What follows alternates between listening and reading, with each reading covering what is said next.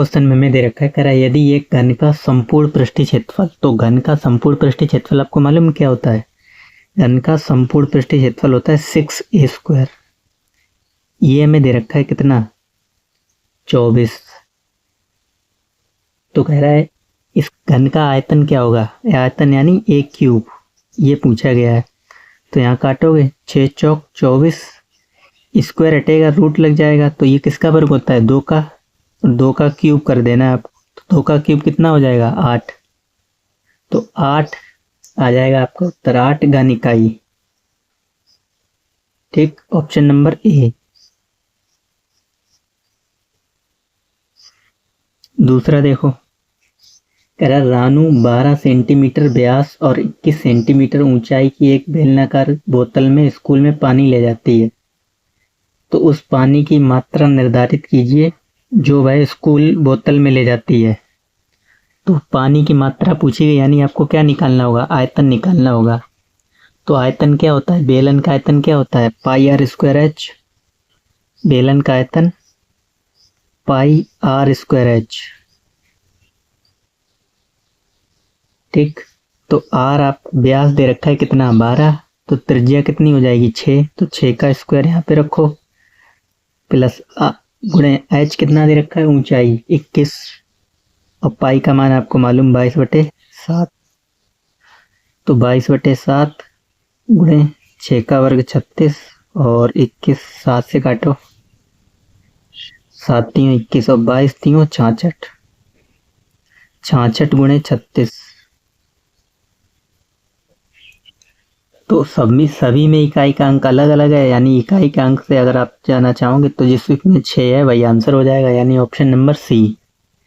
ठीक, और पूरा गुणा कर लो अगर करना चाहते हो तो 36 गुणे 6 4 36, 3 हासिल, 6 3 18, 19 20 21, 21 फिर यहाँ पे भी आ जाएगा 216, क्योंकि 66 से गुणा करना ना था। 6 6 1 7 2 1 3, 23 76 आ जाएगा। ठीक, 23 76, ऑप्शन नंबर सी सही हो जाएगा।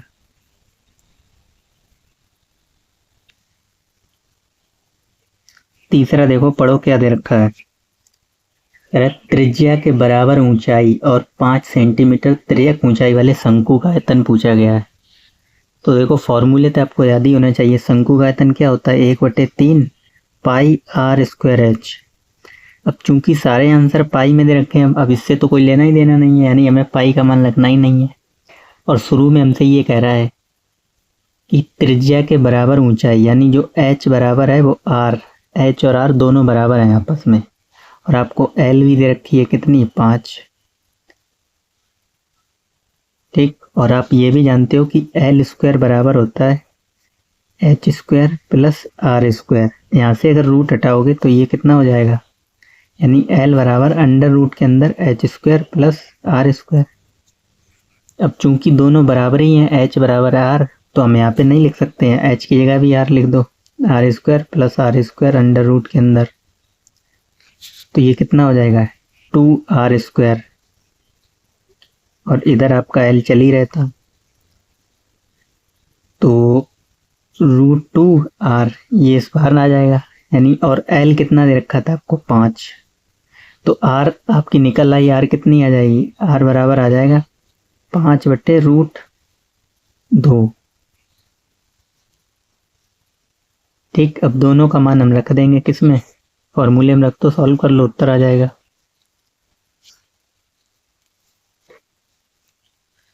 तो 1/3 πr²h।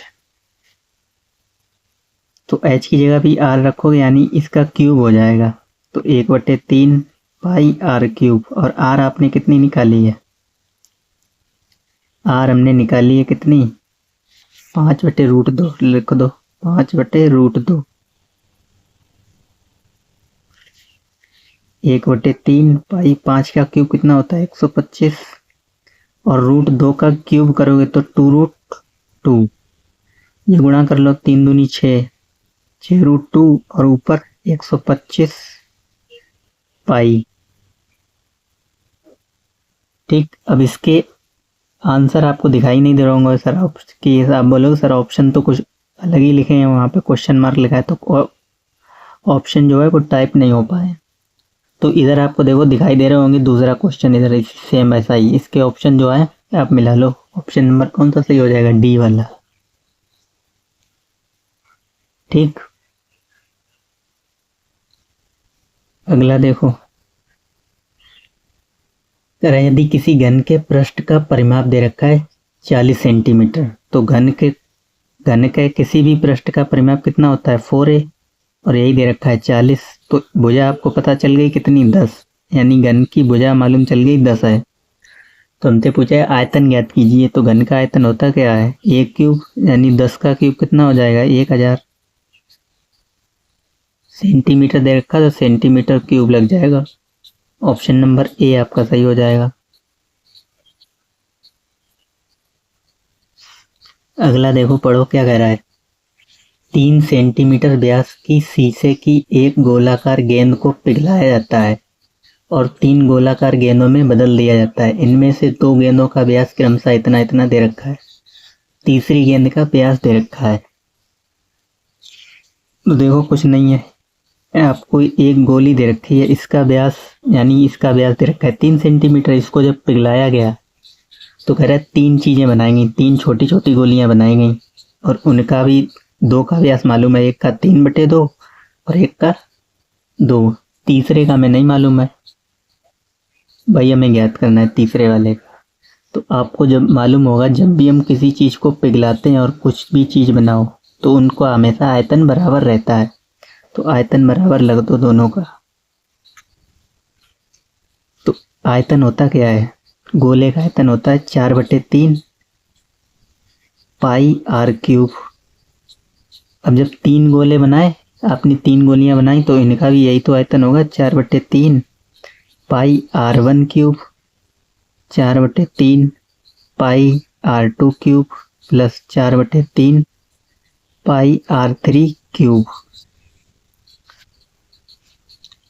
अब अगर आप 4/3 पाई कॉमन लोगे तो ये सब कट जाएगा, ठीक, तो सिर्फ ये रहेगा, R क्यूब बराबर R1 का क्यूब प्लस R2 का क्यूब प्लस R3 का क्यूब। अब लेकिन हमें तो व्यास दे रखा था, उससे आपको कोई दिक्कत नहीं है क्योंकि व्यास ही पूछा गया है। अगर हमसे त्रिज्या पूछी जाती तो हम आधा करते, अब हम डायरेक्ट रख देंगे, आधा हमें करना नहीं है। तो इसका व्यास दे रखा था 3 का क्यूब बराबर इसका दे रखा था 3/2 इसका क्यूब प्लस इसका क्यूब 2 का क्यूब, और ये तो हमसे पूछा ही गया था तीसरा R3 क्यूब। अब सिर्फ कैलकुलेशन है, कर लो। इसका 27, इधर 27/8 प्लस इसका क्यूब 8 प्लस R3 का क्यूब। इन दोनों को इधर ले आओ, माइनस हो जाएंगे। 27 माइनस 27/8 और माइनस 8 बराबर R3 का क्यूब। सॉल्व कर लो, उत्तर आ जाएगा। तो घटाओ 27 में से 8 कितने? 19 माइनस 27/8, एलसीएम लोगे 8 ही आएगा, यानी 19 8 152। 152 में से घटाना है 27 और बटे 8, तो 152 में से 27 घटा दिए तो कितने बचे? 125/8 और बराबर R3 का क्यूब। ये क्यूब हटाओगे इधर लग जाएगा घन, और आपको मालूम है ये किसका क्यूब होता है? 5 का, और ये 2 का, और इधर क्या था? R3 क्यूब, R3, ठीक, और भाग दोगे तो ये आ जाएगा कितना? 2.5, यानी तीसरा व्यास पूछा गया था, व्यास ही आ गया, ये त्रिज्या नहीं है, व्यास ही हमसे पूछा गया था, ठीक। तो कौन सा ऑप्शन सही हो जाएगा? Option number D.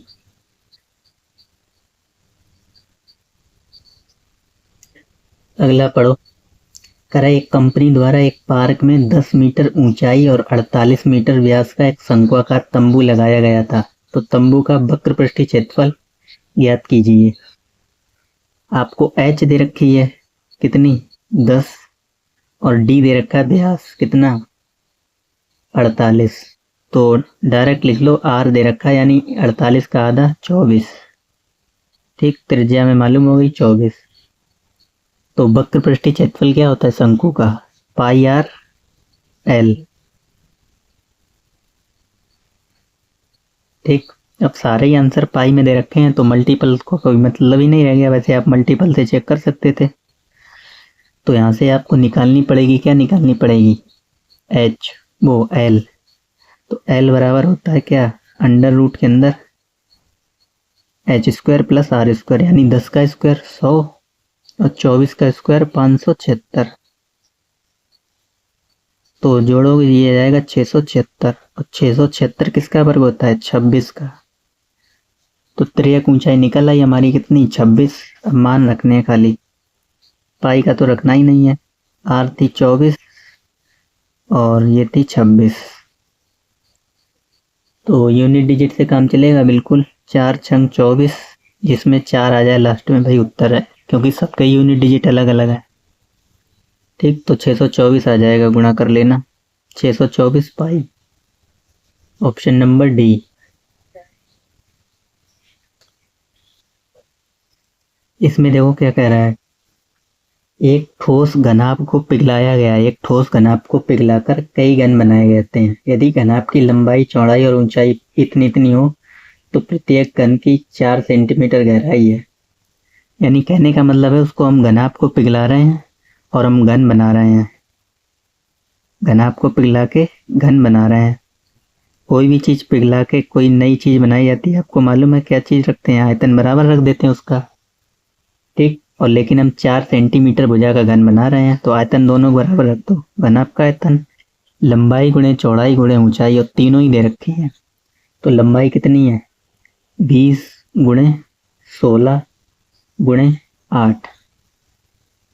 और कह कितने घन बनाए जा सकते हैं, मान लो n घन बनाए जा सकते हैं और प्रत्येक घन की भुजा 4 सेंटीमीटर दे रखी है। यानी इस घन का आयतन क्या होता है भुजा क्यूब। ठीक, यानी 4 का क्यूब यही नीचे आ जाएगा। यानी 4 को 3 बार लिख लो 4 गुणे 4 गुणे 4। 4 दूनी 8, 4 चौके 16, 4 पंजे 20 और 5 चौके 20, 20 दूनी 40। यानी 40 घन बनाए जा सकते हैं। ऑप्शन नंबर सी सही हो जाएगा आपका।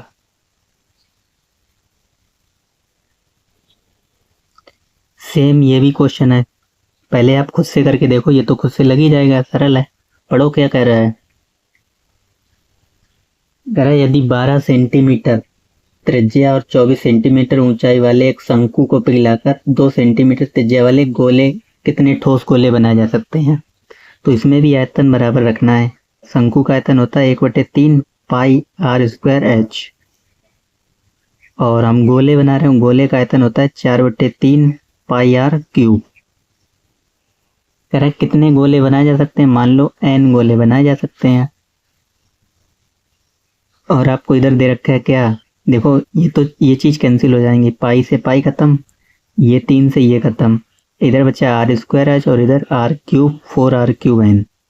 अब मान रख दो, तो आर दे रखा था 12, तो 12 गुणे 12 2 बार लिख लो या स्क्वायर लिख लो डायरेक्ट। और एच आपको दे रखी थी कितनी,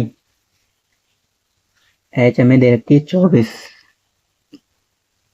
इधर आर का मान कितना दे रखा है 2, तो 2 का क्यूब क्या हो जाएगा 8 और 4 और 8 वो कहाँ पे आ जाएंगे, यहीं पे आ जाएंगे डिवाइड में, 4 गुणे 8 और इधर रह गया n। तो 8 3 24, 4 3 12, 3 तुरका 9 और 12 नेमा 108। यानी 108 गोले बनाए जा सकते हैं। ठीक, तो ऑप्शन नंबर सी इसमें भी सही हो जाएगा।